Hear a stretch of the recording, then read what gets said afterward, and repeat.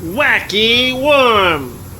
A traveling roller coaster that visited the Fort Bend County Fair in 2022. This coaster offers the traditional Wacky Worm layout with a few flower lights that add an extra touch at night. Unlike my previous experience on Pattaya Sheep Farm's Wacky Worm, this coaster is not a powered Wacky Worm, and instead has a traditional left tail and moves freely along the track. Does that make it better than my wife's favorite coaster? Find out in this review. Every year at the end of September, Fort Bend County has its local fair.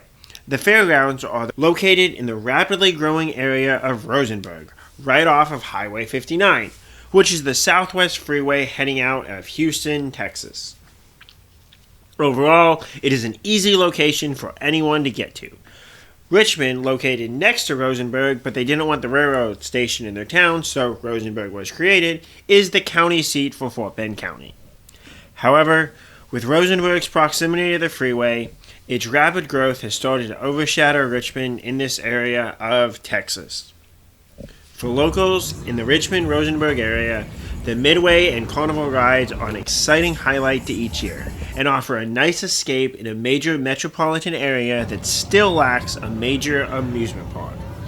For coaster enthusiasts, fairs offer the chance to find a traveling roller coaster, but at the Fort Bend County Fair, this is only a Wacky Worm or a caterpillar coaster, as some people at the fair called it. Growing up 15 minutes away in Fort Bend County, and since Fort Bend County has never had a permanent roller coaster, the ability to ride a roller coaster in my home county is a true treat, even if it's just a kiddie coaster. Although lines weren't an issue on the day I visited, families will line up for this kiddie coaster, as many of the other flat rides are too big for small children. The operators would normally wait for a full load, but this was understandable since the trains would normally fill up fairly quickly, even if the queue line wasn't that full when the station gate actually opened. Seating was first come, first served, and the operator checked restraints for children, but left adults to worry about their own restraints. The cars were a bit cramped for an adult though, but since the lap bar did not have to be lowered, the only restriction on size would be if you couldn't get the seatbelt. After leaving the station, you go down a small drop and around an unbanked turn. This turn could offer some nice laterals if taken faster, but you will be harshly braked with each pass through the station, so this will always be taken at the slow speed from the small drop. The clearances with the track above you is a lot, unlike the nice head choppers that I enjoyed on Pattaya Sheep Farm's Wacky Worm. Then, you go up a chain lift. My previous experience with Pattaya Sheep Farm's Wacky Worm was a powered coaster, which simply crawled up the lift hill itself.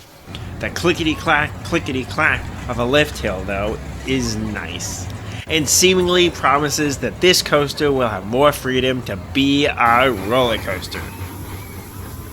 The two turnarounds up high are taken slow and are relatively tame. I did enjoy the flower lights at night as they really helped radiate a nice kitty garden theme. The straightaway here has the car rock forwards and backwards over the small hills, and this was easily my favorite part of the ride. Yes, it is a back and forth jerking motion, but it is an enjoyable element for a kiddie coaster. The largest drop isn't very steep, but does offer a little bit of speed to the train. For a coaster enthusiast, this drop doesn't offer much, but may be a little scary for a scared child. However, my largest complaint is the final turn. You go up a small hill before entering a banked final turn to reduce laterals and overall wear and tear on the roller coaster. This seemed to be an interesting twist, so I was curious as to how it would ride, but it fails for two reasons. One, you have enough speed here that you could get great laterals from an unbanked turn, like on Rith Phai Ha, another traveling kiddie coaster that I rode in Thailand. Two, the hill into this turn is right after the first drop, so if you're near the back of the train, you will jerk to slow down halfway down the drop as the train adjusts its speed entering this banked turn. This significantly neuters the drop, especially if you're hoping that the back will offer a little bit more on the drop, while creating an overall unsatisfactory experience on what should be the roller coaster's main element. Overall, how good is this Wacky Worm? Pattaya Sheep Farm's Wacky Worm offers nice head choppers and a unique rocking sensation on its final turn. This Wacky Worm only offers the small hills up high, which is nice but not nearly competitive with other kiddie coasters, as I rank this below my wife's favorite coaster, i.e. Pattaya Sheep Farm's Wacky Worm. Since I rate that Wacky Worm as my least favorite kiddie coaster and my least favorite coaster in Thailand, despite the fact that it actually has a few enjoyable and memorable elements, such a placement doesn't leave much hope for this Wacky Worm. I also feel that I rank this coaster lower than other kiddie coasters simply because I know there's a significant amount of potential in this coaster as a roller coaster, but it is designed specifically to reduce the coaster elements in favor of appealing to kids and families while also reducing wear and tear on the track.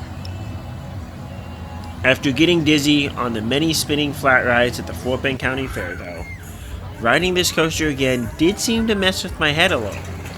So maybe there's more to this coaster's forces than I give it credit for.